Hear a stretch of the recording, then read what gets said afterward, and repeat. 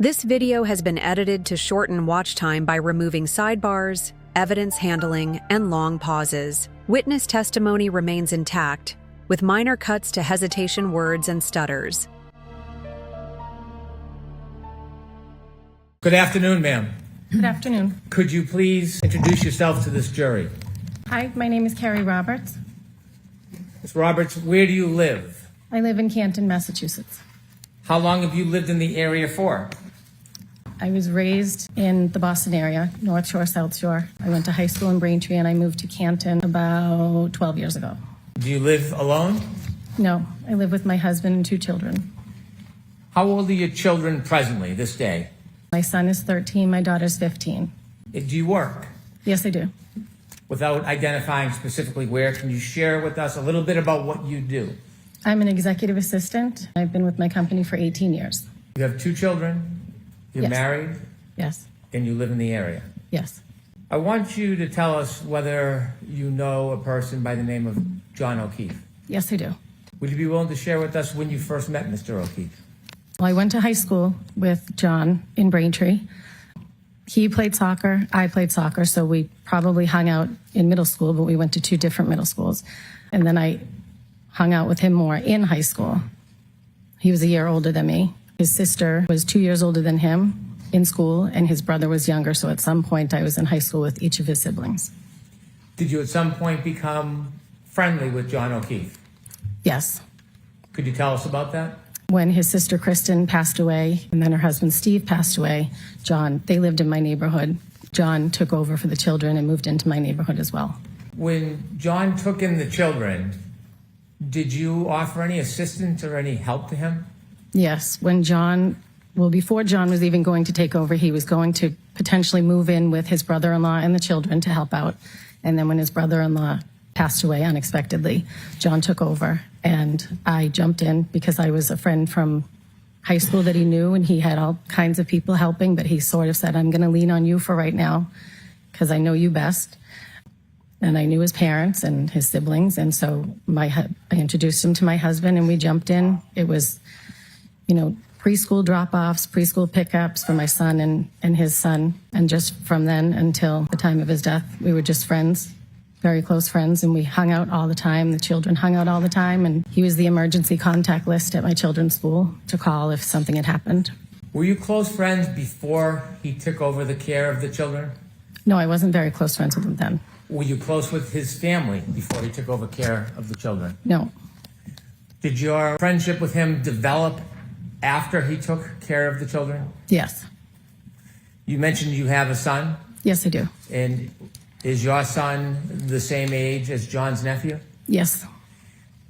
Was there any common interests or activities that engaged your son with John's nephew? Well, they went to in-home daycare together. They went to preschool together. They went to pre-K together. Then they went to elementary school. They played baseball together since they were T-ball. My son plays hockey. Patrick tried hockey. He didn't like that, so we spent a lot of time at the baseball fields together. As you spent a lot of time together and had mutual care of children, did your relationship with him grow closer? Yes. And can you share a little bit with the jury how close you became?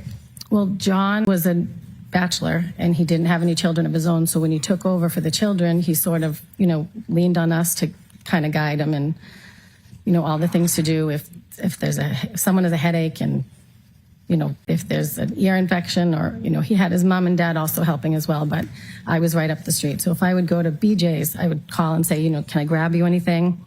If I would go to Walmart, any of the places I would go, I would call and say, do you need anything? Can I help you? Can I grab something for you? And he did the same. We just sort of all chipped in and helped. As your friendship grew, could you tell us a little bit about your relationship with John? John and I were very close. We spoke on the phone and hung out. He became very close with my husband as well because he was right down the street. But we just had a friendship, a very close friendship. Tell us about the day-to-day activities and how you would try to assist John with the children. Well, John moved across town. I don't remember when. I forget how many. Patrick, I think, was in 5th grade or 4th grade. And I would take him home with me on Wednesdays because John would be working. So It was more of a, if he was at my house and my daughter needed a ride the other side of town, he would take her with him. We were just very close friends. We did a lot together. We would do baseball tournaments together. We would have drinks together. We would, all the things friends do. As you grew closer to John and helped with the children, did you become closer with his family? Yes. And who specifically did you become closer with? Mrs. O'Keefe and Mr. O'Keefe, his parents, and Paul I would see from time to time, but not a lot. He doesn't live in Canton. But Mr. and Mrs. O'Keefe would be there all the time to help as well. And Mr. O'Keefe would take my son and Patrick, the nephew, out to Dunkin' Donuts all the time. Can you tell us a little more about the collective effort of other people, including his family, helping John raise these children? There was a lot of us that jumped in to help. It was not just me. There was a lot of Kaylee's friends' parents that jumped in and helped for Kaylee, his niece, and Patrick. There was a lot of us that helped out with Patrick. All of the community all came together to help him because there was this guy that just lost his sister and brother-in-law, and he stepped in to take care of these two kids, and he didn't really know what he was doing at first, but he got the hang of it pretty quickly. You have a son that shared a lot of interests with his nephew. Yes. He also had a niece. Yes. Did you spend more time helping with his nephew or with his niece? With his nephew. Were there other people in the community you knew of who spent more time helping with his niece? Yes. And who was that? Jen McCabe. Did you know Jen McCabe? I had met her once. John got a discount at Reebok, so he would take the kids, he would take anyone with kids up with him to get shoes, like sneakers for back to school or whatever. So one day he did take Jen and I up to Reebok, but other than that, I never talked to her on the phone. I never saw her out. Her children are older than mine, so we never really crossed paths. As it relates to the night of January 29, 2022, how much earlier was it that John took you out with the children and Miss McCabe out with her children to get sneakers? How many years before that? Years, like 6 or 7 maybe. And from that time you met Jen McCabe in the years past, did you ever spend time with her again before January 29th, 2022? No, I did not. I didn't know her.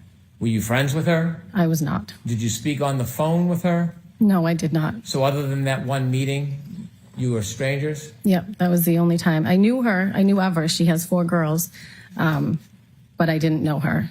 At some point, as you were part of John's life, did you learn that he was dating a person by the name of Karen Reed? Yes, I did. And do you see that person here in the courtroom today? Yes, I do. Could you point her out and describe an article of clothing that she's wearing? She has a black suit jacket seated at the front table. When did you first become familiar or know about Miss Reed? July, I think it was, of 2020.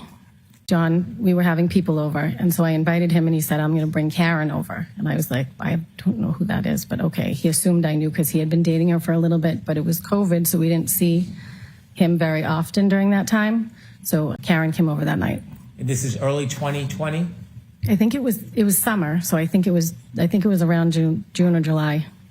Briefly, just tell us a little bit about where and the circumstances of meeting John and Karen for the first time. They came over to my house and we hung out on the back porch, had some drinks, there was music, kids were around. Just a nice, normal summer night. We had other people over as well. Over the next coming months, did you become more familiar with the defendant? Yes. Did you see her more often? Yes. And could you generally describe for the jury how you learned more of her and saw her more often? She would take care of the kids a lot. Mainly, well, not mainly Patrick, but not mainly Kaylee either. She helped out a lot with the kids. So if we were at baseball, she would come to all the baseball games, or she would drop off or pick up my son or Patrick if they were going to the golf course or the driving range. Would you see her during events with your son and John's nephew? Yes. We did baseball tournaments. And so when you go to baseball tournaments, would that be away, an overnight type trip? One of them was down the Cape. How often would you spend time with John and the defendant? Not that often together, but John would stop by himself. My husband would go out more with John. but I didn't spend much time with the two, not a lot of time outside of the baseball field. Did you become friends with the defendant? We were friendly. Did you ever spend time alone to go out or socialize? I did not. Would you see her when you would pick up or drop off kids, or she would pick up or drop off kids? Yes. Did you ever speak to her on the phone? Yes. In relation to what? Corresponding with the kids, pick up, drop off, mainly Ryan and Patrick, not about Kaylee. Did you ever spend any important dates or times or holidays with John and Miss Reed? No. I want you to take us ahead to January 28th, 2022. Okay. On January 28th, 2022, do you remember that day? Yes. Generally, what do you remember about the day of January 28th, 2022? There was a blizzard coming, and it was my daughter's friend's birthday. So we were going to be going out celebrating that night, but we did it on the early side because there was a blizzard coming. What was your plan for that evening? We went bowling. We got dinner, then we went bowling, and then I came home because I wanted to be in before the snow started. Had you communicated in any way with John that day? Yes. He texted me. My son had had an issue at school. Patrick had been dismissed, I think, for a doctor's appointment. So he did text me to see how my son was doing. Did you simply text, or did you get a chance to speak to him that day? I believe we just texted. Did you go out that night after bowling? No, I did not. Was your husband home? Yes, Did he go out that night? he did. He went out with John. And do you know where he was planning on going? They went to McCarthy's, a bar in Canton Center. Had you been to McCarthy's before? Yes. Can you just briefly describe what McCarthy's is? It's a restaurant bar. There's a large bar in the middle, the seating on the left and the right. It's right in the center of town. Do you remember about what time your husband went out? I do not remember exactly. I don't know if I got home and then he went out, or if he was already gone when I got home. I don't remember. But it was he went out around the same time that I arrived home, which was on the earlier side. How many times had you been to John's home, would you say, over the past couple of years before this night? Oh, many. Many times? Many times. Were you familiar with the house and the driveway? Yes. Ma'am, I'd ask you to take a look at that photo in front of you. Do you recognize what is in that photo? That is John's house. Is that a fair and accurate depiction of how his house looks? Yes, it is. I've shown you a second photo. Do you recognize what's in that photo? Yes, that's John's driveway. Is that a fair and accurate depiction of how John's driveway appears? Yes, it is. Thank you. I'm showing you a third photo. Do you recognize what's in that photo? Yes. And could you share with the jury what's in that photo? It's the side of John's house looking up from the driveway. Is there anything you notice on the side of the house? The lights or the Ring camera. Are you guessing, or do you know that's a Ring No, camera? I know there's one there And how do you know that? because I got a Ring camera and I could look and see who was at my door. And then he said, "Why didn't you tell me about these things?" So he bought one. Ms. Roberts, can you describe where you see the Ring camera on that picture? It's in where the two lights are under the top window. Okay, thank you. How many times would you guess you had been over to his house? I don't know. More than 50,000. I don't even know. A lot. It was weekly. That night you told us that your husband went out to meet John at McCarthy's, a bar. Yes, he did. Do you remember your husband coming home that night? Yes. Do you have any memory of about what time he returned? I'm guessing, but somewhere around 10:30. So I'm not going to let you guess. Do you know? Do you have it? I don't know. It was around 10 or 10:30. I can't be exact. Did you see him come home? Yes. What was the forecast for that night and the next morning? There was a blizzard coming. Was that part of the decision making of going out or staying home? Yes. At that time, when your husband came home, did you look outside? Do you have any memory of what the weather looked like around 10:30? I remember the snow started to fall somewhere around 12 because I remember looking out the window and I could see it starting. And that was the beginning of the snowfall? I believe so. What was the weather out that night? The weather that night, I think, was fine. It was cold, but it wasn't snowing yet. I want to move forward ahead. At some point that night, did you go to sleep? Yes, I did. Did you sleep through the night, Ms. Roberts? Yes, I did. Okay. At some point, did you wake up? Yes, I did. I want you to tell us what was the reason that you woke up. I got a phone call at 5 o'clock in the morning from Karen Reed. Were you expecting a call? No, I was not. Had you ever received a call at 5 in the morning from Miss Reed before? No. Share with us what happened that morning. What did you hear? Karen called and the first thing she said was, Kerry, John's dead. And then she hung up. And then... When she said that, did you have a chance to have a conversation with her? No, I did not. Describe her demeanor when she said that. She was yelling loud enough, my name, I think it was 3 times, it might have been 2. She was yelling loud enough that she woke my husband. Your husband was sleeping next to you? Yes, he was. Was she loud, yelling, screaming? Yes, she was very loud. She was screaming. After she said, Kerry, John's dead, did you know what she meant? No. And did you say this was around 5:15? This was at 5. She called me at 5 on the dot. After she hung up, what did you do? I was half asleep still. I didn't know what was going on. So I started to get up, and I think I tried to call her back. I know I tried to call her back, but I don't know exactly when, because I was like, what? So my husband said, what was that? I said, I don't know. Something's going on. I don't know what's going on. That was Karen. And then I tried to call her back. I know I tried to call her back, but I don't know if she answered or if she called me back the next time I spoke to her. After she called you again, did you have another discussion, or did you hear her say something else the second time you spoke to her? Yes, the second time she said, I think something happened to John. I think he got hit by a plow. He didn't come home last night. Kaylee was home. He would never leave her by herself, and I was not supposed to stay at the house last night. So I think something happened to him. Did she say anything about drinking? Yes, she said, we drank so much, I don't remember anything from last night. And I said, okay, where are you now? She said, I'm driving. And I said, you need to go home. Where's Kaylee? And she said, at home. I said, you need to go home and be with Kaylee. She cannot handle this, thinking, her uncle's missing. I said, you're going to get a DUI. You need to go home. Was there anything else in the conversation that she said to you at that time? She said, I'm going to drive to your house. Would you drive my car? And I said, yes. So at that point, I started to get dressed. I turned on the automatic car starter so it would warm up. Told my husband, I don't know what's going on. John didn't come home. And so I think my husband tried to call him, and I tried to call him.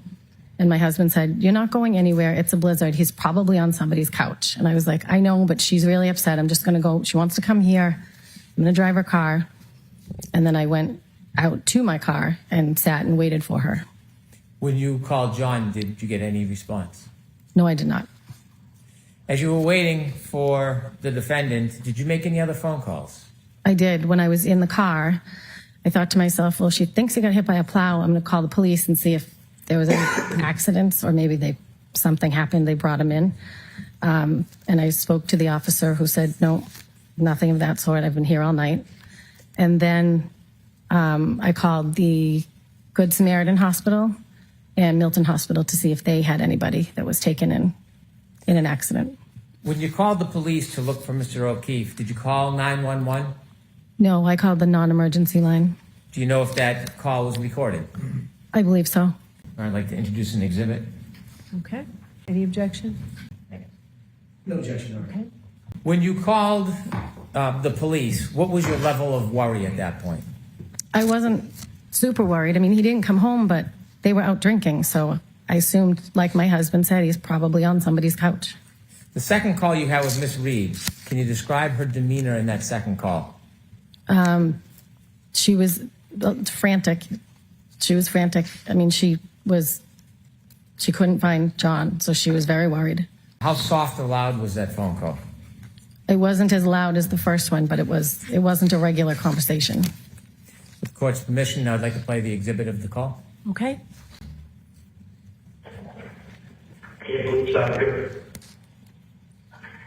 My friend is saying I called because my friend's boyfriend did not come home last night. They were at waterfall. And now she is calling me hysterical because she doesn't know where he is. You didn't take anybody outside the name of John O'Keefe, did you? John O'Keefe? Yeah, he's the Boston cop, and it would be on post, but... No. She probably got a ride and passed out at someone's house. I don't know, but. Yeah, no, we didn't lock anybody up or anything like that. And where does he live? He lives on Meadow, there on Pleasant. He lives on Meadow, off Pleasant. Okay, and where is the wife home? You said his girlfriend? His girlfriend, yeah, they were out having drinks, and then she left and expected him to come home at some point, and he never did. Yeah. And so I said to her, you know, my husband had been out with them earlier in the night, but then he obviously came home. And he has custody of his niece and nephew because their parents passed away. Okay. And so she's home with the niece and nephew, and they're old enough to be home. And so she's nervous because she never even called me. Yeah. So she's like, I feel like something happened. And I said, okay. Well, so come to the area hospital, and nobody happened. I personally think he probably picked him up and he passed out. I don't know. Yeah, did he didn't drive last night? No. No. Okay. I mean, again, it's more, it would be driven by you.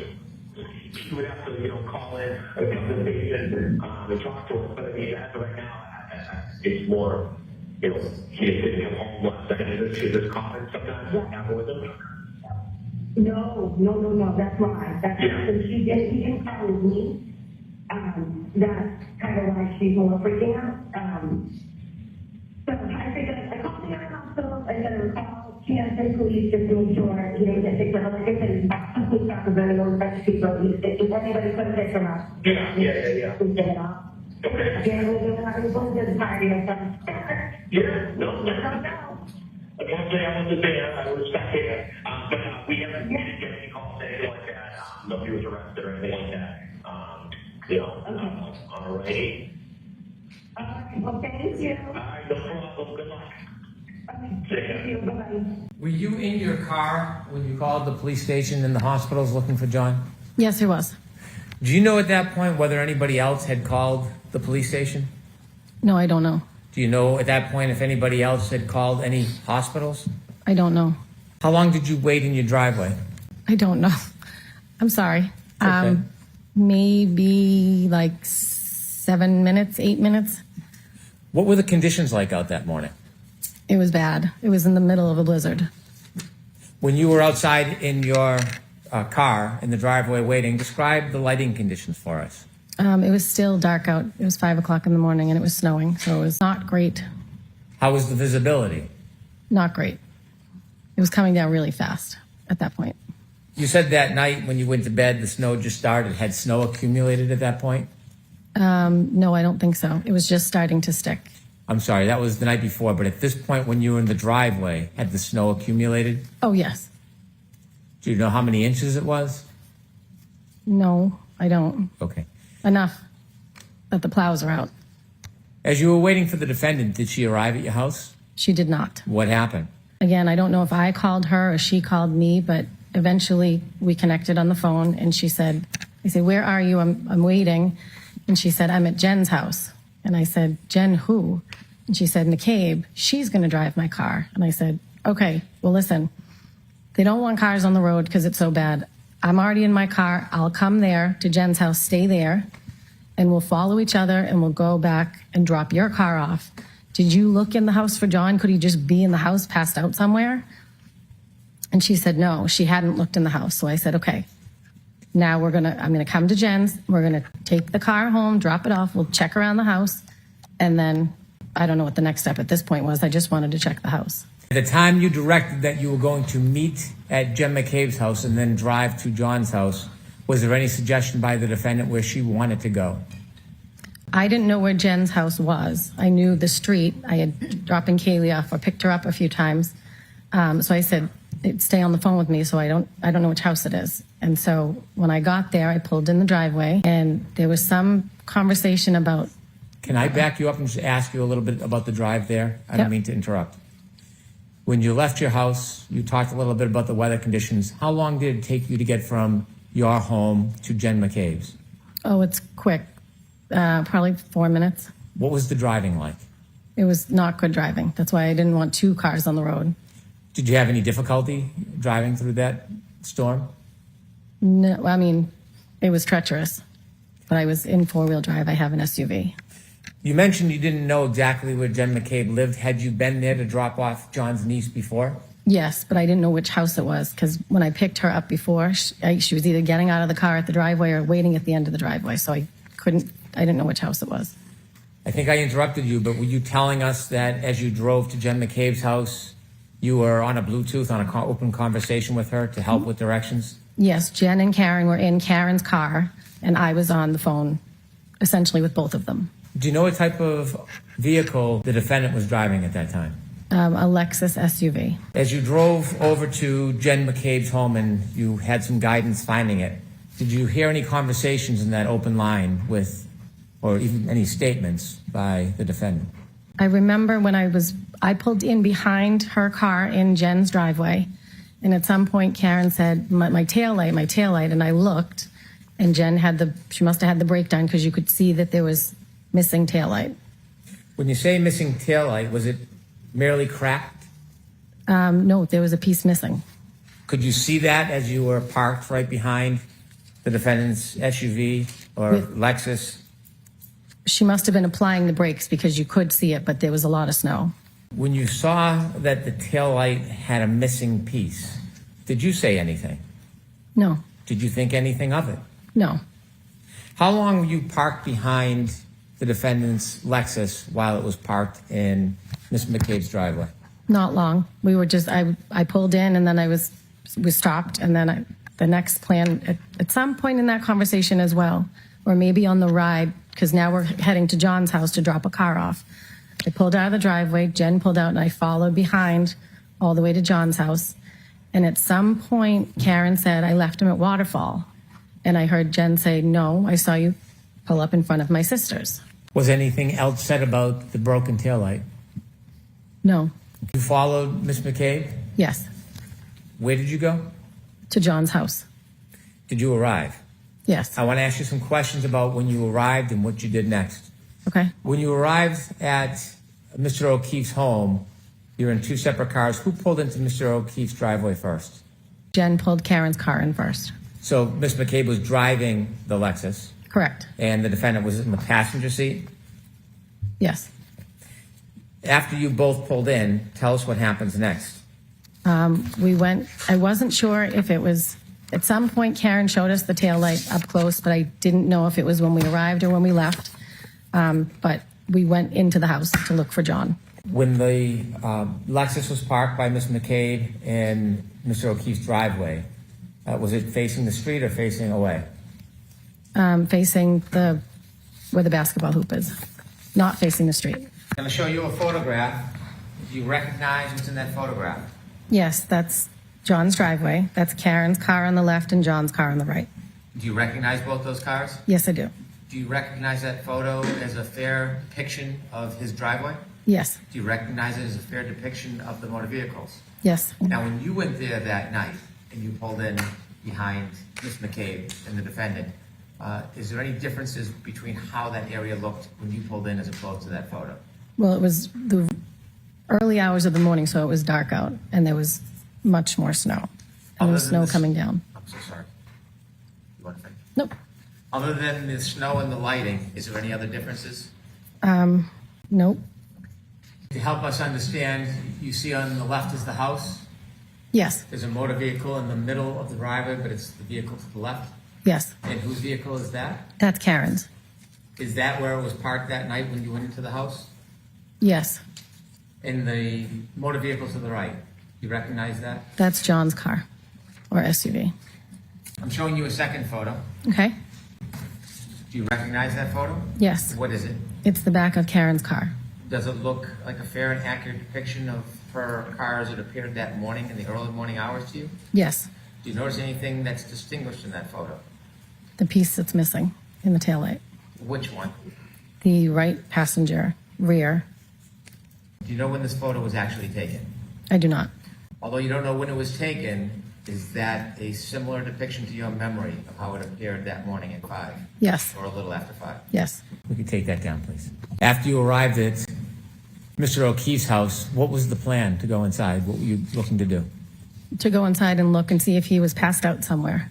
So we went in through the garage and I started looking.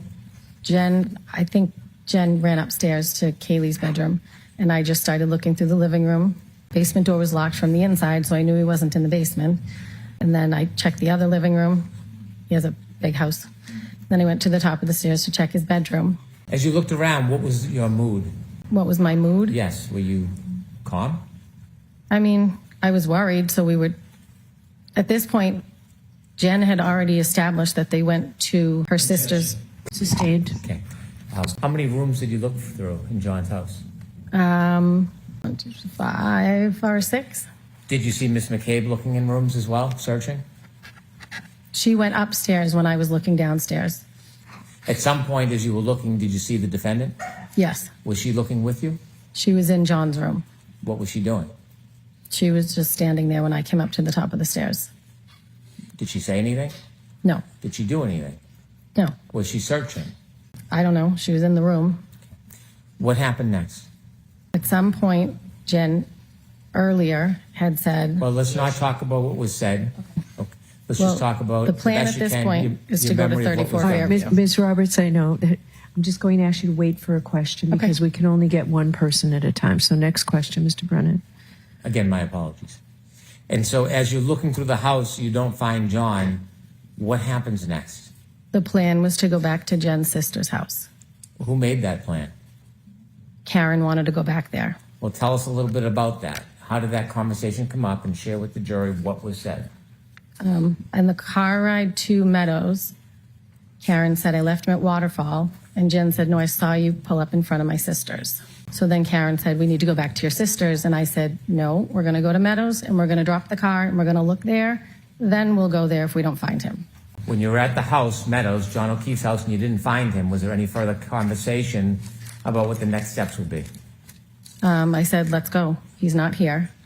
But I didn't know where Jen's sister lived. So we got into the car. Jen was in the passenger seat. I was driving my car. Karen was in the back seat. Did you And Jen begin? was giving directions. Did you begin your way towards Meadows? Yes. And it was Miss McCabe who was giving directions? Yes. As you began driving to head towards Meadows, in addition to trying to drive, were you doing anything like looking or searching? Well, yeah. We were looking on both sides of the I was looking on both sides of the road in case he was walking home. Did you see Miss McCabe searching? Yes, she was looking out as well. Describe a little detail about what you saw Miss McCabe doing. She was looking out the window as we were driving. So was I, as I was driving. And where was the defendant during that time? She was in the back seat. Was there any conversation, comments, statements? Well, she would be in the back seat, and then she would be in between Jen and I, in the back seat, and then in between Jen and I. She was just very frantic. Okay. Was she saying anything? There was conversation on the way there. Okay. Was she looking as well? Did you see her looking out the windows like you and Jen? I don't know if she was because she was in the back seat. As you drove to Meadows, what was the visibility? The same or better or worse? No, it was poor. Did you make your way towards Meadows? I did. As you finally got to Meadows, was the house on your left side, your side, or on the other side? Are you talking about Fairview or Meadows? I'm sorry, Fairview. Okay. The Fairview house came up on the left-hand side. Before you got to the house, is there a tree line between that house and the house before it? Yes. There's a cluster of trees and bushes. All right, take us back. I want to talk about that morning. As you're driving and approaching Fairview, tell us what you hear, what you see, what's happening. Jen's giving directions, and it was really bad driving. I was white-knuckling because it was getting slippery. Karen wouldn't put on her seatbelt because she was in between us again the whole ride and then sitting back, but she was worried because we weren't finding John. You having words? Yes. Tell us. I said to Jen, where are we heading? And she said, my sister lives on Fairview. And I said, where is that? She said, off of Chapman. I said, oh, okay, near Spring Lane. At some point, Bella's mom came up. Tell me what that means. I didn't know who it was, but it was one of Kaylee's friends, Bella's mom. Well, the directions. At some point, Karen was talking about Bella's mom to Jen saying she never liked me. I didn't know who this woman was that they were talking about. But apparently Bella's mom lived near where Jen's sister lived on Fairview. Did you learn any more about the relevance of Bella's mom? No. Oh, well, I think John had dated her. Objection. I'm going to allow it. So as you approached Fairview, tell us what happens. As we approached Fairview at the house. You mean the house or the street? Yes, the house. The house. Jen said, my sister's house is right up here. And I said, okay. And as we approached the house, Karen from the back seat is now screaming, there he is, let me the F out of this car. And she's out kicking the back door to get out. When you heard the defendant scream, there he is, and started kicking the car door, did you see anything? I did not. Did you see anybody? I did not. Did you look? I looked. Was there anything that impeded your ability to see far? No, it was just snow. How far could you see when she was yelling, there he is? How far could I see? Yes. I mean, the visibility wasn't great. Okay. Was she pointing or giving any direction? No, she just said, there he is. Okay. What happens next? And then I unlocked the car. I looked over, I didn't see anything, and I unlocked it so she could get out of the back seat. I looked at Jen and I said, she's crazy. And then I turned around and watched, and she ran over to a mound of snow. When she started running, before she got anywhere, did you see anything at that point? I did not. Were you looking? I was looking. She said, there he is, so I'm looking around to see where he is. And you could see nothing? I did not. Did you see her run around or directly? She ran right over to the mound of snow. Could you tell what the mound of snow was from the car? Once she got to it, yes, it was. Once she got to it, you could tell it was a mound of snow that was the length of a body. Okay. All right, I'm going to stop you there, Mr. Brennan. I need to see counsel at sidebar for just a minute, please. All right, so Ms. Roberts, we're going to have you come back tomorrow. Okay. Jurors, we're going to break for today. Whenever you're ready, Mr. Brennan. Thank you, Your Honor. Good morning, Mrs. Roberts. Good morning. Yesterday, you told us a little bit about when you went into John's home at Meadows to look for him. Yes, And I recall you said that you did not see him there. correct. At some point, you left. Correct. When you went into Meadows, who did you go into Meadows with? Karen and Jen McCabe. Have you ever seen any video from a ring camera depicting you and the defendant and Miss McCabe going into the home? Yes, I have.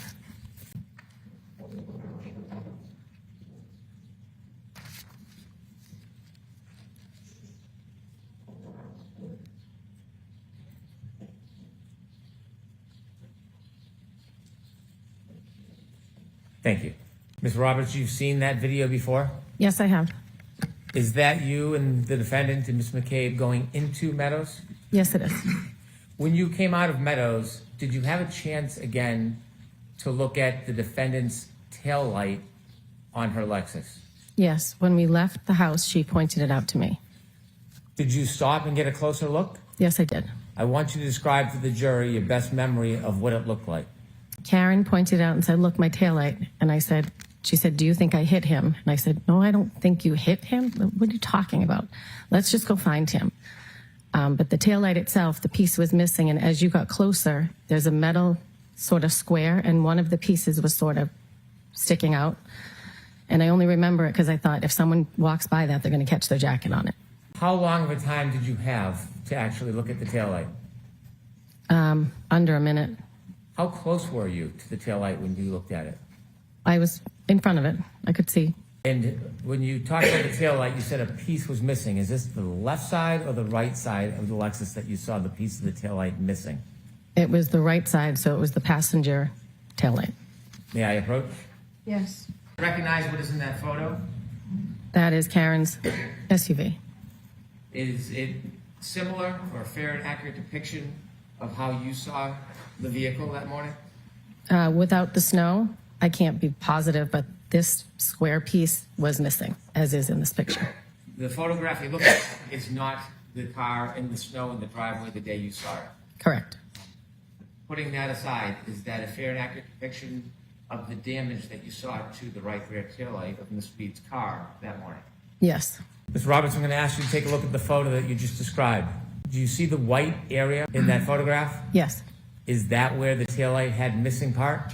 Yes. And where was the metal in relation to that white part that you see? If you look at the white part, it's the upper left. It's sort of like a rectangle, but it's vertical, sort of. And that's the metal part that you were concerned about? Yes, one of the side, it's almost like an encasement, but the right side, I think it was the right side, was sticking out a little bit, like out from the car toward me. Did you express any concern about the metal sticking out? Yes, because I thought at that height it could clip someone's coat or something if they were walking by. You mentioned the defendant asked you if you thought she hit somebody. Correct. How many times did she ask you that? She asked me that in the driveway. How many times? She said, do you think I hit him? Do you think I hit him? And my answer was, no, I don't think you hit him. I'm sure you hit something because your taillight's broken, but I don't think you hit him. Why would I think that? Did you have any reason to think at that point that she hit anybody? No. Did she ever repeat that phrase or question in the same or similar manner again that night? She did at the scene where we found John. Before or after you found John? After we found John. Okay, so we'll get to that then. How far of a ride is it from Meadows to Fairview? I don't know, maybe 8 minutes. So when you left John's house at Meadows and you traveled to Fairview, you said you were driving. Yes. Was there any comments or conversation from the defendant on that ride? There was talk of Bella's mom, who lived near Jen's sister. There was talk, and I said, where is Fairview? And Jen said, it's off of Chapman, so it was near Spring Lane. And I knew of somebody previously that John had dated on Spring Lane, so I brought it up thinking, could he have gone there if he was walking home? I don't know. I didn't know where he was or why he was missing. Describe the mood in the car. Well, it was scary driving, and Karen was, frantic, and she was yelling. I don't even remember at this point what she was yelling, but she was yelling. She had an elevated voice. She was in between us while I was driving, and she would sit back in the back seat, then be in between us. Did you have any words with Miss Reed?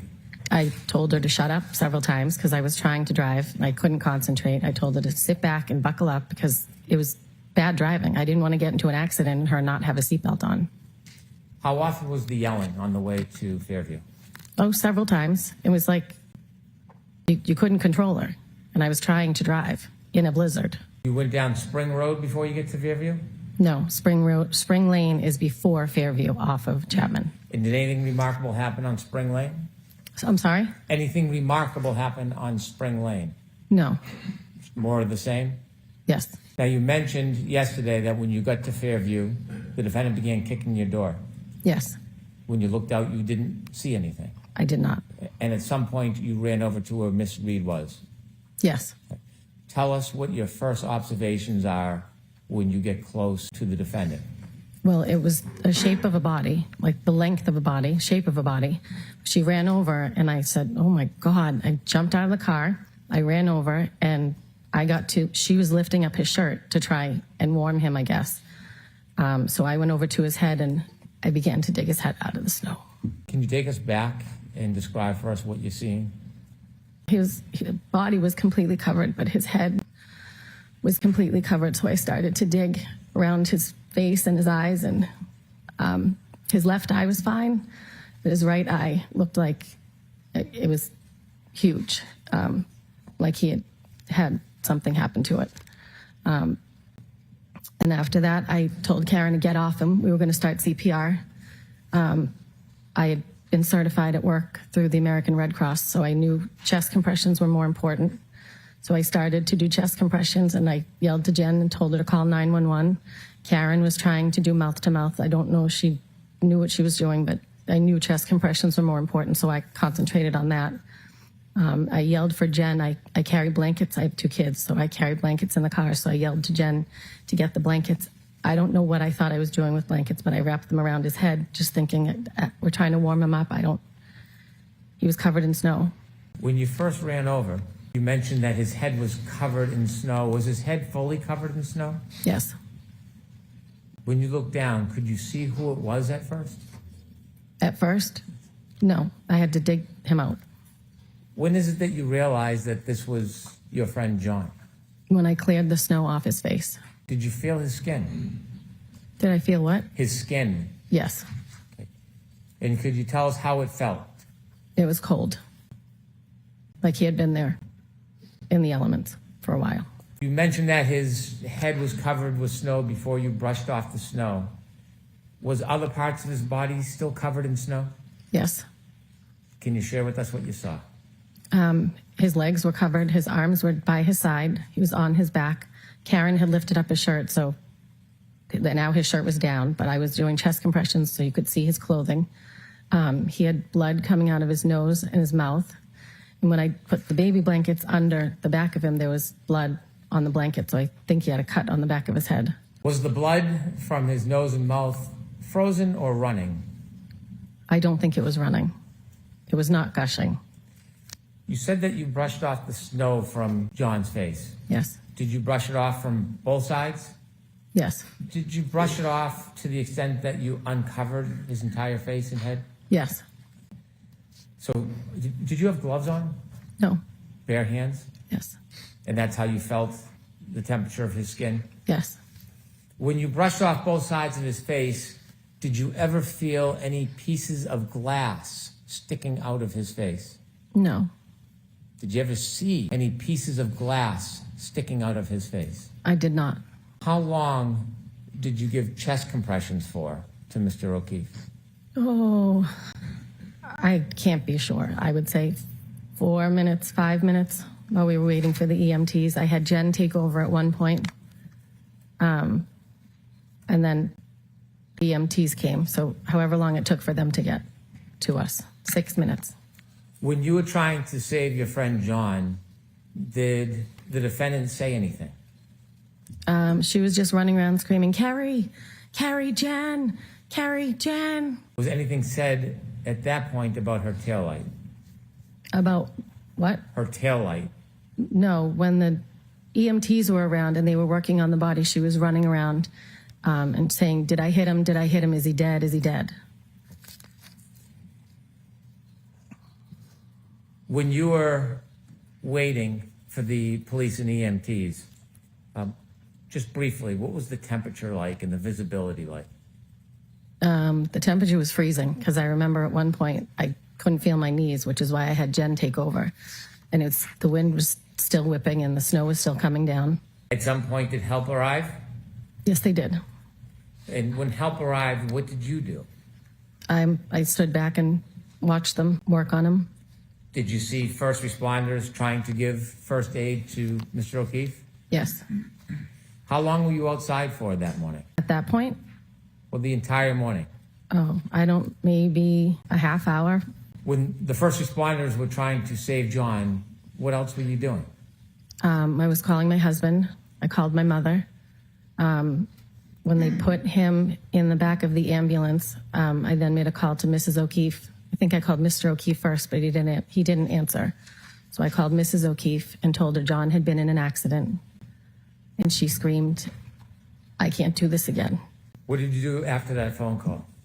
The police put Jen and Karen in the back of a cruiser, and I was looking in the ambulance to see what was going on with my friend. So I was standing outside of the cruiser. They were inside. I was standing outside just watching. And Karen was saying, is he dead? Is he dead? Is he dead? And I said, no, they're working on him. I can see tubes moving. I can see them moving. Something, if he was dead, they wouldn't be working on him. She grabbed the front of my shirt and said, are they working on him? And I said, yes, they're working on him. At this point, I think I was in shock. I didn't know what was going on. I didn't think he was dead. I thought they could save him. I knew he was in the ambulance with the EMTs, and I was just hopeful that they were going to be able to do more than I could. You said that at one point, Ms. McCabe and the defendant were in a car, and then you mentioned at some point the defendant grabbed you. Did she grab you when she was in the car or out of the car? She was in the car. I was outside of the car. At some point, did the defendant, Ms. McCabe, get out of the car? Yes. Did you go over to the ambulance before it left? Did I go over to the ambulance? Before it left? No. Did you watch? Yes.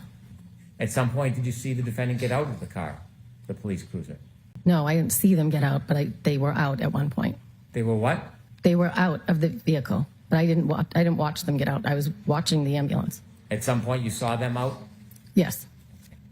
Were they near you when you were watching the ambulance? I don't know. I wasn't concentrating on either one of them. I was concentrating on my friend in the ambulance. When you were trying to save Mr. O'Keefe, did you ever see any signs of life? I did not. And I checked his pulse. No, I did not. After the ambulance took John to the hospital, tell us what you do next. I left. I told Mrs. O'Keefe, I said, I'm going to come get you. She said, well, I'm going to have Braintree Police take me to the hospital, which was in Brockton. And I said, they're not going to take you to Brockton. I will come get you because neither of their cars had four-wheel drive. So I asked if I could leave, and they said, give me your number and we'll follow up with you. And I took Karen with me. We drove down the street. At some point, she was on the phone with Erin O'Keefe, John's sister-in-law, and Karen was saying, I think he's dead. I think he's dead. I grabbed the phone and I said, I don't think he's dead. He's in an ambulance. He's been in an accident. At this point, I didn't know what was going to happen. At some point in the car, as we're driving, she was on the phone with her mother. And I think when we were driving, we got all the way to the elementary school. And Karen said to me, if anything happens to John, I'm going to kill myself. You're going to have to take care of the kids. And I said, nobody's dying. Nobody's killing themselves. Let's not think about that. And then one of the officers called me and said, do you have Karen Reed with you? And I said, yes. And he said, could you please turn around and bring her back? Her parents are saying that she's suicidal, so we're going to take her to the hospital and section her. I said, okay. I didn't get far, so I turned around, went back. At some point, she was on the phone with her mother, and I got on the phone with her mother and said, I'm going to be heading to the hospital. Let me give you my phone number. It's the same hospital John's at. I'm assuming they're going to the same. That's where Canton takes everybody. And her mother said, please make sure that they don't let her have her bag. There are things in her bag, medicine I don't want her to have. So I said, okay, I will. So we got back to the house, and she got in the ambulance, and one of the EMTs asked me for her phone, so I handed that over, and I said, the mother wants to make sure that she does not have her purse because there's medication in there that they don't want her to have. Did you see the defendant leave with medical personnel? Yes, I did. Before we move forward, I want to step back for just a moment. Did you see when the medical personnel, the first responders, lifted John from the ground and then put him on a bed? Yes. Shortly after they moved John from the ground and brought him to the bed to bring him to the ambulance, did you go back to where John lay when you first saw him? Yes, I did. Why did you go back to the spot where John was lying when you first saw him? When they lifted him up, there was grass underneath him, and I could see his phone. So I went over and picked up the phone and the two baby blankets that were left on the ground. So let me ask you, when you went back to where John was lying on the ground, you said you saw grass. There was not snow under him? No, there was not. Was there many inches of snow around that area? Yes. But none where he was lying under him? You said you picked up a couple of items? Yes. Could you repeat that again, what you picked up? I picked up John's phone and two blankets, the blankets that I had Jen get out of the car. What did you do with John's phone when you picked it up from the ground?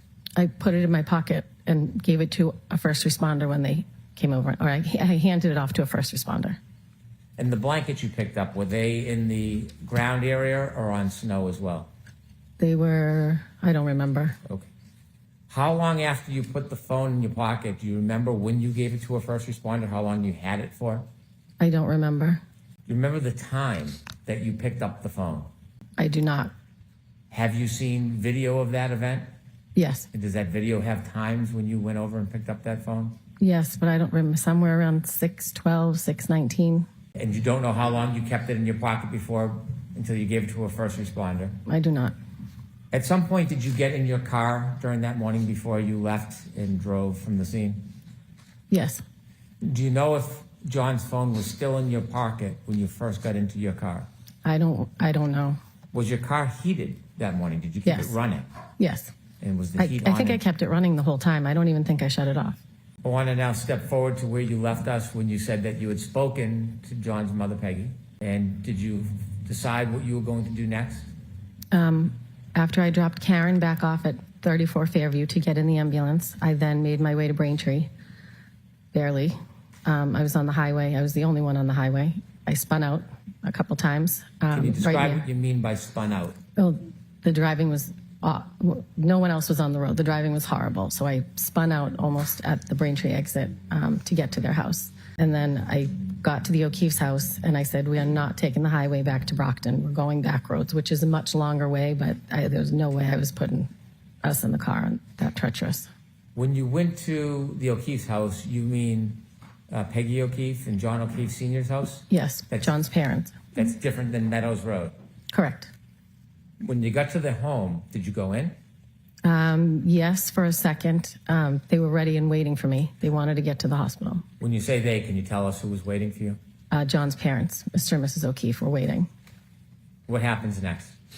Mr. O'Keefe said something about a Dr. Rice and that they were trying to warm John up. We got into the car. Mr. O'Keefe got in my passenger seat. Mrs. O'Keefe got in the back seat. Mrs. O'Keefe's niece worked at Good Samaritan, so we were trying to get in touch with her to see if we were going to be allowed in because there was still COVID restrictions. John's brother was already on his way there. And Mr. O'Keefe at some point said, he's gone, Peg. And he slammed his hands on the dashboard. But they didn't actually know if he was gone yet. At one point, Karen called me from the ambulance. And on the phone, Mrs. O'Keefe said, Karen, what happened? And she said, I left him at a party. And Mrs. O'Keefe said, and you just left him? And Mr. O'Keefe said, all right, that's enough. She's been through enough. Then we hung up with her. I said, we're on our way to the hospital.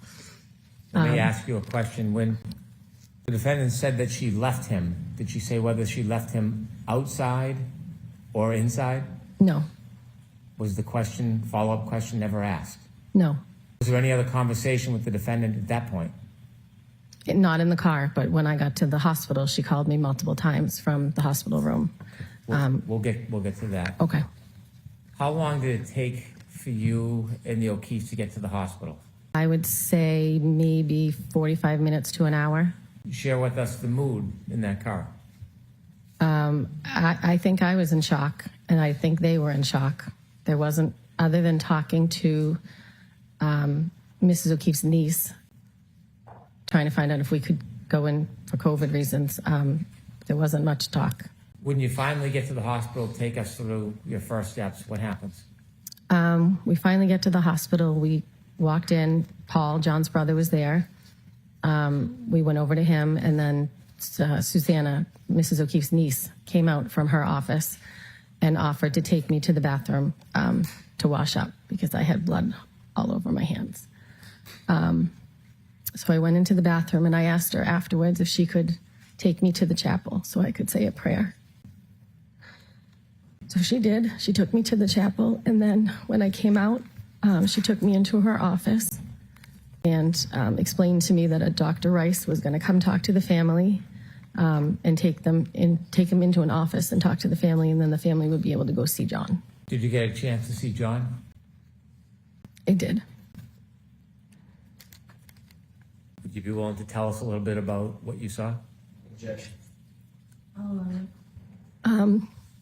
I waited in the waiting area. I spoke to my mom. Phone calls were coming in because people had heard what happened. And Mrs. O'Keefe, the family went in to see Dr. Rice. I watched them go in. I watched them walk down a hallway.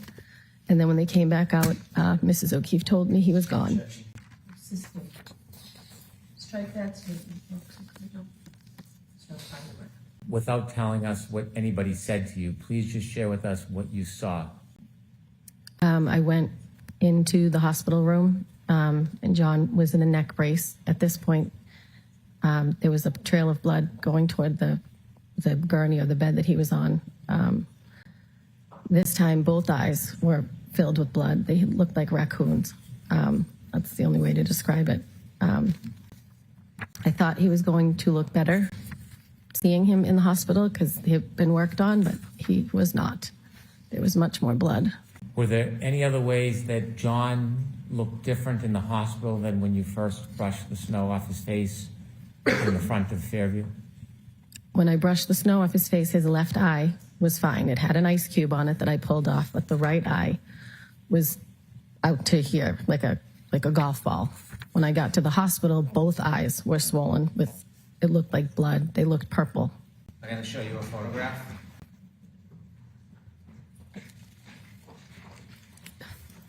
Yeah. Recognize it. Yes, I do. Is that how John looked? Yes, he did. I'd ask that the camera not film that, please. I'd like to mark this as an exhibit. I will not publish it. After you last saw your friend John, what did you do? After the hospital, Yes. I drove. Well, we went back into the corridor with the family. And Karen at one point called from the hospital asking me, she said her father was on his way and could I go over and greet him or bring him to the O'Keeffe's when he arrived, and she described him. Her father did arrive, so I went over and said, "Are you Mr. Reed?" or something of that nature. And I said, "Mr. O'Keefe would like to speak to you." So Mr. Reed went over and spoke to Mr. O'Keefe. And Paul and John's parents and I, we didn't know next steps. We were waiting to see if we could leave or if we have to give information. And eventually we were able to leave. So I drove Mr. O'Keefe home and Paul drove Mrs. O'Keefe home to John's house. Before you left John, did you take a bracelet from him? When Mrs. O'Keefe and I went in to see John in the hospital, there was a bracelet that was on his right wrist. It was a blue, like, rubber bracelet. And that bracelet was made when his sister passed away, and her husband, and he wore it all the time. Mrs. O'Keefe still wears it to this day. Did you drive the O'Keeffes back to their home? I drove Mr. O'Keefe back to John's house, and Paul drove Mrs. O'Keefe back to John's house. You went back to John's house on Meadow. Yes. When you arrived at Meadow with Mrs. O'Keeffe, did you go in? I arrived with Mr. O'Keefe, and no, I did not go in. What did you do next? I went home. At some point after you went home, did you return to the O'Keeffe residence or Meadows? Not that day. The next day I did. Where did you go? I went to go to see the family the next day. And where were they? They were at John's house at Meadows. So they were then staying at John's house at Meadows? Yes. Did you go in and visit them? Yes, I did. Why did you do that? Because my friend had just died and I wanted to be with the family. Were there other people that were coming and going? Yes. Describe the level of traffic of people coming and going to Meadows that next day. There were people coming from all over. John's friends, people from Canton, people we went to high school with. There was people coming in and out, dropping off food. You were there the next day. How long did you stay for? Several hours. Maybe like 2.5, 3 hours. Did you ever see the defendant there? I did not. Now, you told us that you had only met Miss McCabe once before that night. Yes. And after that night, shortly after what happened, did you speak to Miss McCabe again? Yes. How often? Very often. We wanted to know what happened to our friend, so she would call me. I'm going to allow that. Not what you said. Next question, please. Would you speak to her on the phone often? Yes. Regularly? Yes. And so things changed Yes. after that moment. Yes. Did you start to see her in person? Yes. Spend time with her? Yes. For somebody who was not your friend, why did you, at this point, form this close bond? I think because we went through something horrific together. We bonded over it. Mrs. O'Keefe at one point did say, you two need to sit. Assisting. Did you ever write down a list of things that had happened to try to remember? Yes. When you were spending time with Miss McCabe, did you become friendly? Yes. Friends? Yes. How close of friends did you become? She, to this day, is a close friend of mine. To this day? Yes. When you were at the scene, when you were trying to help John, there were police officers and first responders? Yes. Now, you're from that area? Well, yes. I'm from Canton, but not that side of town. And you are active in the community at all? Yes, Sports, children? yes, yes, Do you know a lot of people from Canton? yes, Did you know any first responders? yes. Who did you know that you saw that night as a first responder? That morning, Yes, I'm sorry, that morning. Mike Lank is my friend's daughter's father. No, my daughter's friend's father. I'm sorry. Your daughter's friend's father. And Yes. does he have children that are friends with your daughter? Yes, his daughter is friends with my daughter. How close are his daughter and your daughter? There's a group of 5 or 6 of them that are best friends. Are you on a first name basis with Mr. Lank? Yes, When you saw him that morning, did you recognize him? I did. Did you speak to him? I said, Mike, is that you? He said, yes. That was it. Are you friends with Mr. Lank's wife? I am. How often had you been to their house with the children or on your own before that day, before that morning when you found John? Well, often when the kids can't drive, so when they do sleepovers or whatever, you drop them off, pick them up. Your children would sleep over each other's house? Yes, So you had a friendly relationship with Mr. Lank before you found John? yes.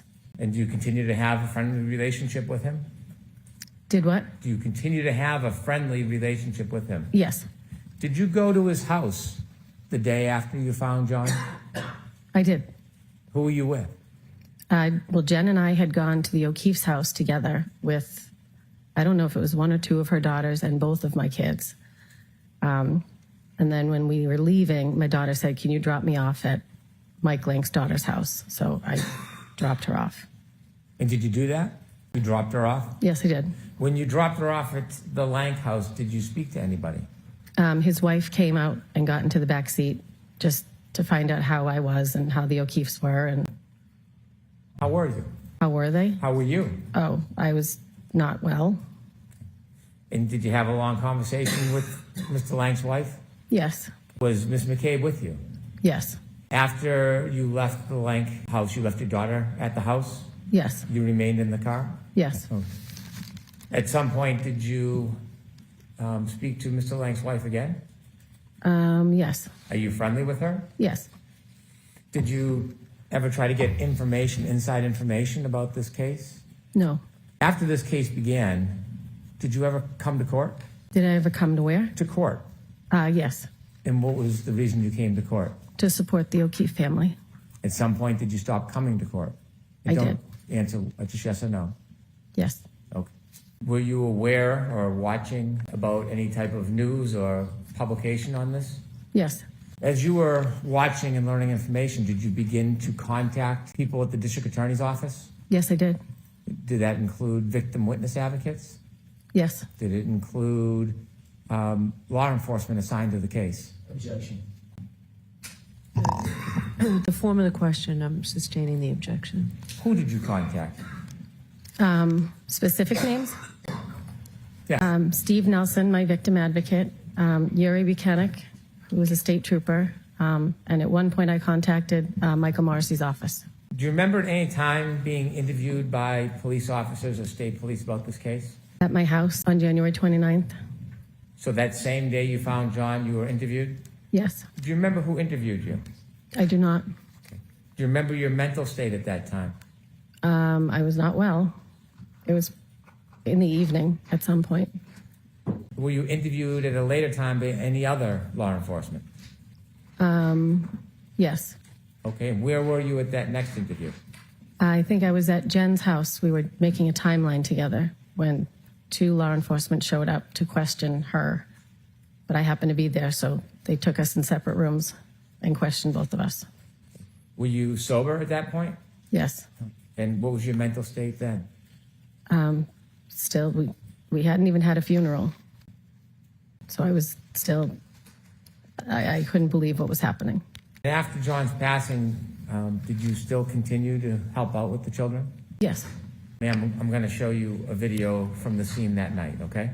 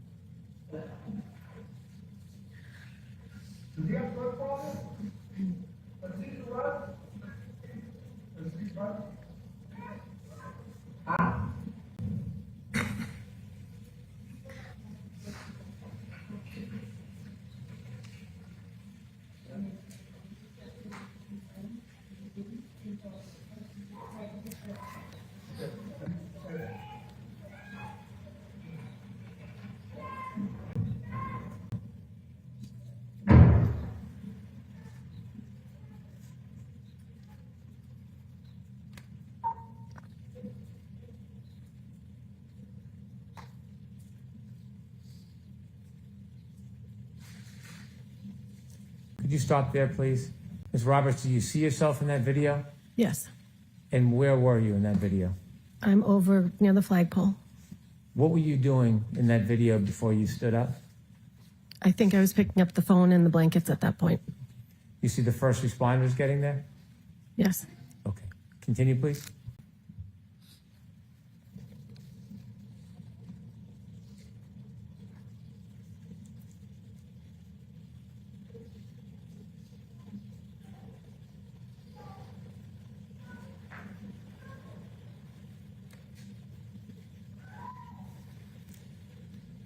Is that you with the fur on the hood? Yes.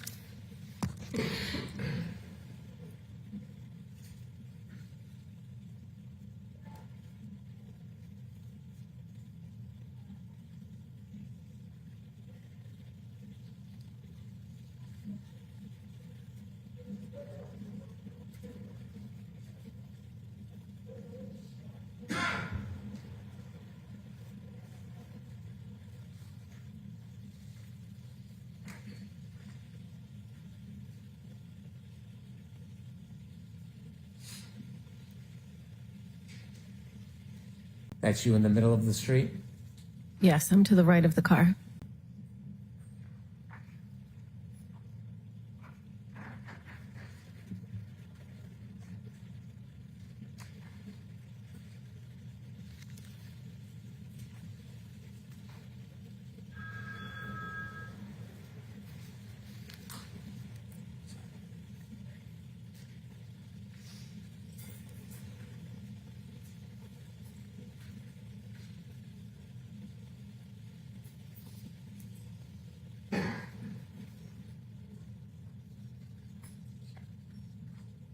Could you stop for one moment, please?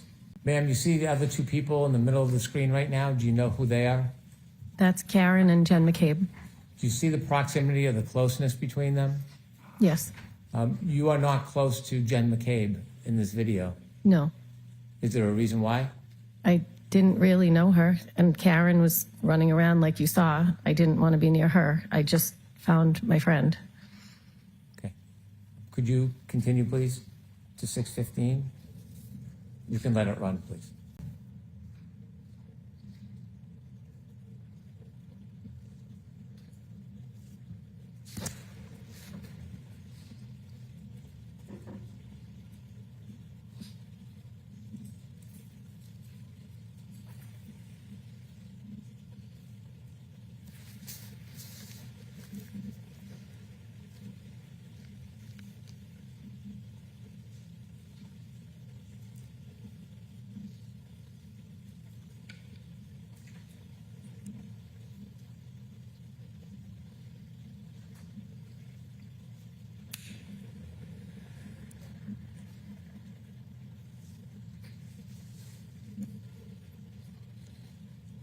Stop, please. Thank you. Ms. Roberts, is this when the first responders were moving John from where he was laying? Yes. Please continue.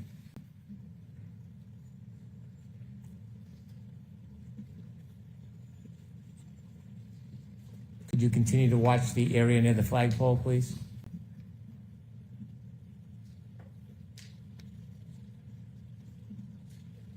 Oh.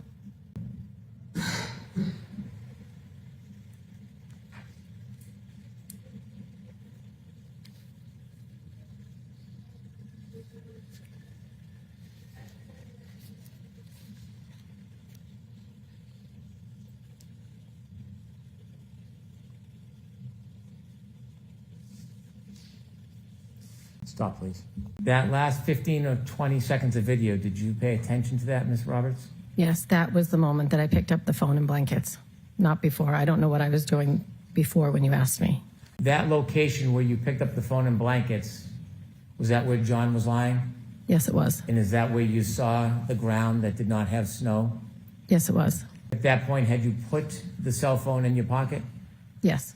If there's no objection with the court's permission, I'd like to watch a little more of the film, but if we can double speed it so we get an opportunity to view it, I want to get to another moment in it. Okay, any objection? No objection. Thank you.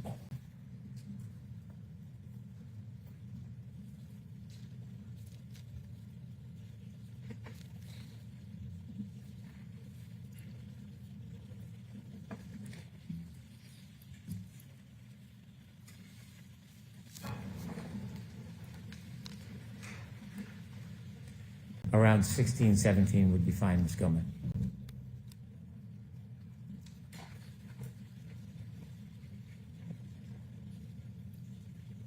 Stop, please. The person in the blue jacket, do you know who that is on the right side of the screen? That's Jen McCabe. And do you, well, you can't see you now. Do you know where you are at this point? I don't know where I am. Continue, please.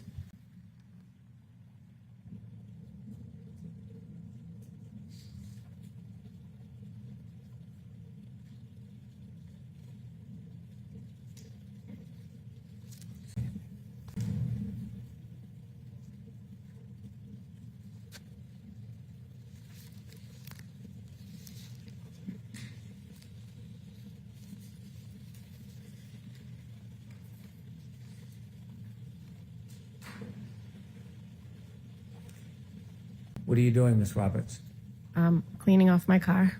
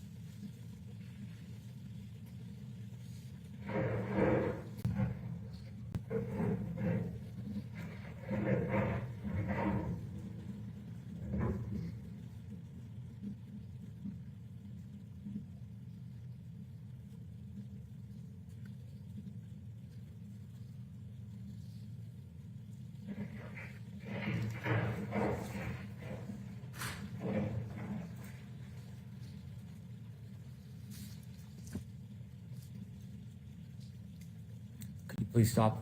Did you mention at some point you went back and the defendant, Ms. McCabe, were in a car? They were in a police car at some point. Did you do anything with them when they were in that car? At one point, Karen asked us to say a prayer, to pray, so we said a prayer. Before or after this moment on the video, do you know? I don't know. Okay. If you could continue, please.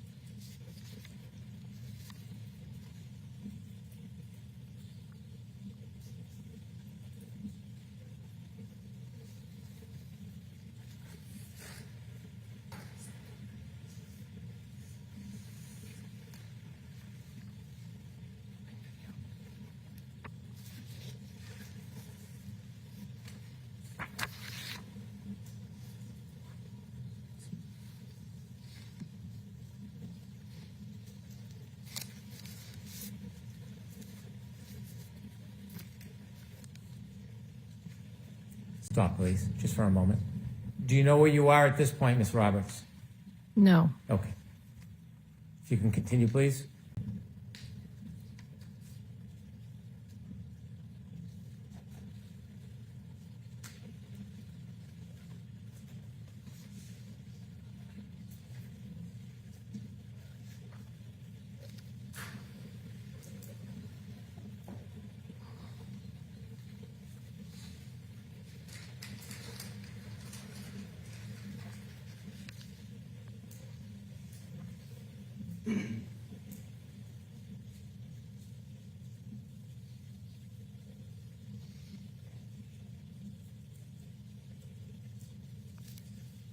Was that you walking by, Ms. Roberts?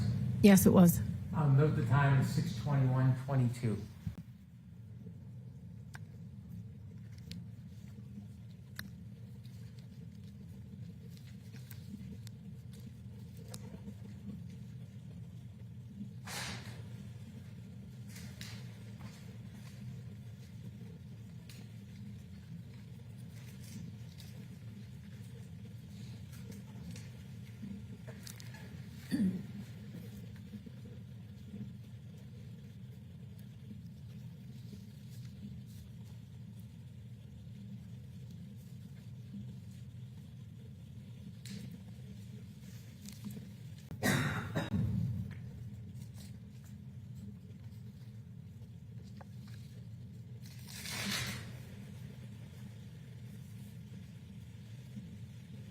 Do you know where you walked?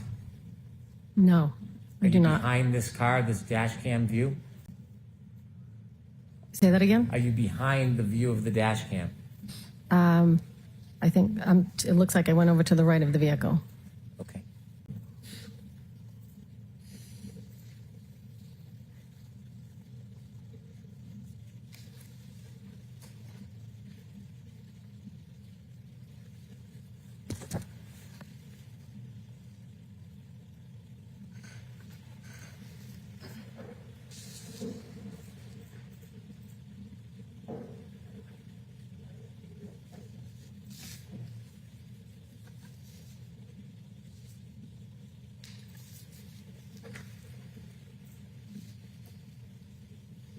Stop, please.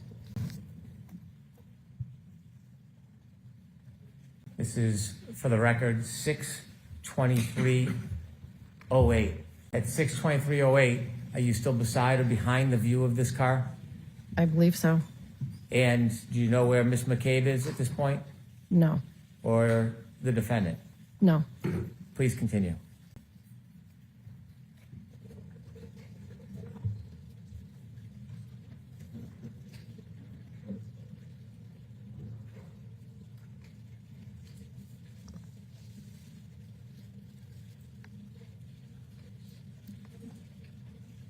Ms. Gilman, when it reaches 6:24:18, if you would stop again.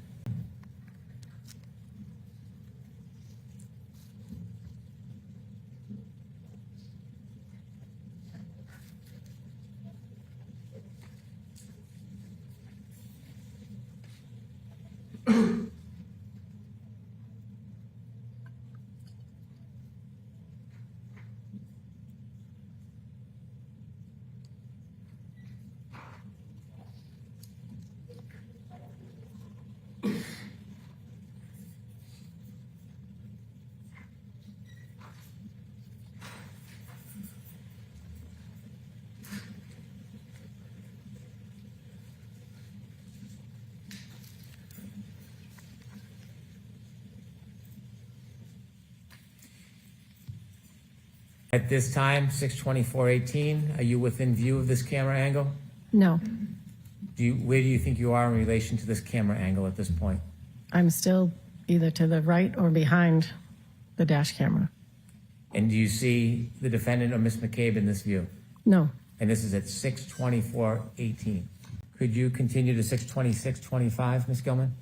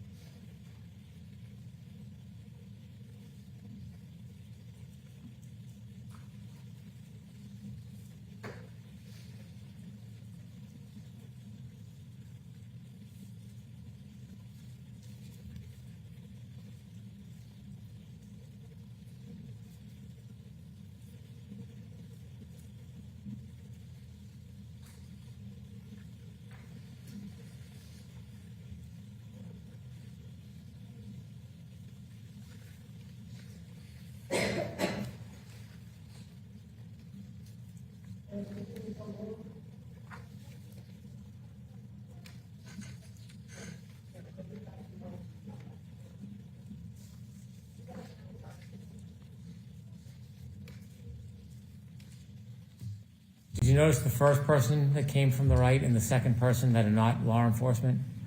That was myself, and I think that's Jen McCabe. 62625.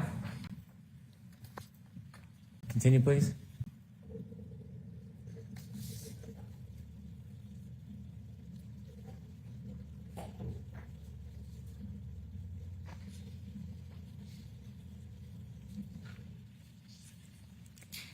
And do you know who that is on the right with the police officer? That was Karen. Do you know where the cell phone is at this point, Mr. O'Keefe's cell phone? I don't know. I could have handed it to a first responder at this point, or it could still be in my pocket. I'm not sure.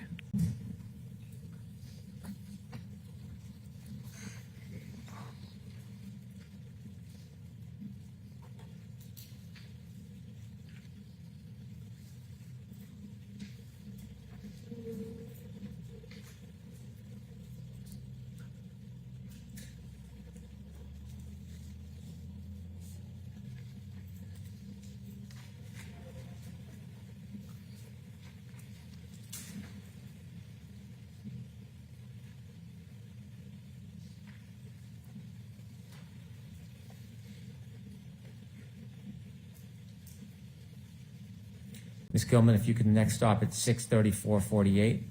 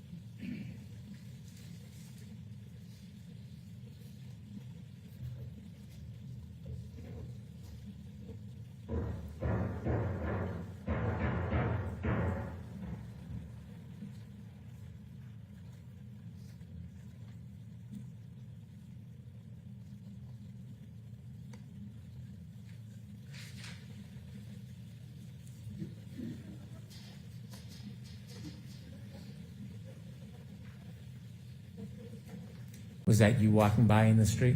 Yes.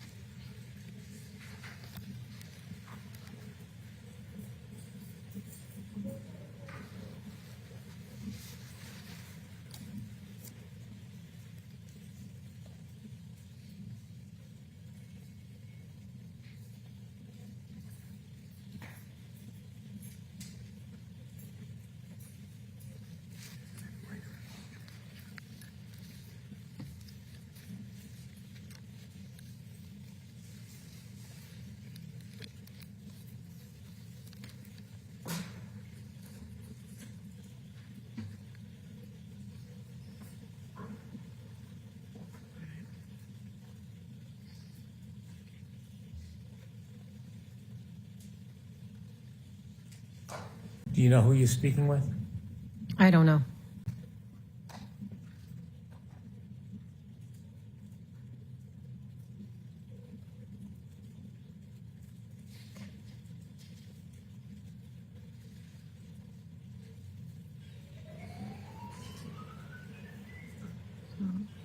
Mr. Brennan, at this point, can we pause this and take our morning recess, please? Yes, Your Honor. Folks, why don't we take 15, 20 minutes? Yes. Thank you. Ms. Roberts, we have about a minute and a half left. I want to watch the video until it reaches 6:35, please, Ms. Gilman.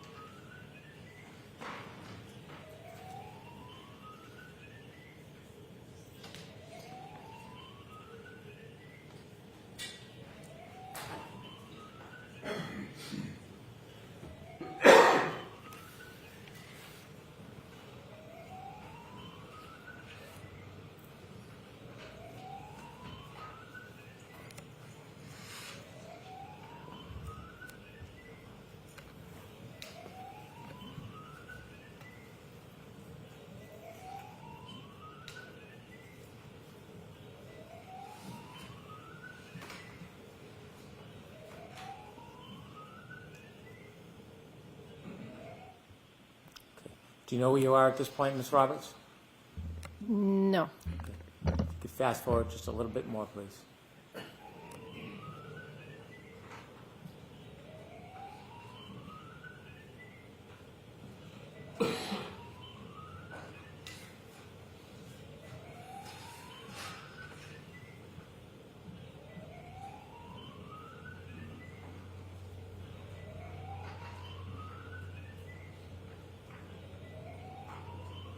Were you in the car? I just got out of the car.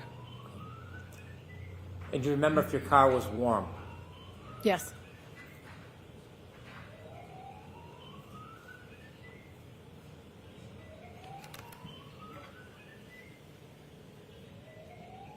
Stop, please. 6:34:36. Do you see yourself? Yes, I just got in the driver's side of my car. And at that point, do you remember whether you still had John's cell phone or you had given it to a first responder? I don't remember. Between you having it in your pocket and giving it to a first responder, did you put it or place it anywhere else? No. Did you take it out of your pocket and place it in the elements at all? No. So it was either in your pocket or in the hands of a first responder? Yes. Thank you for your time.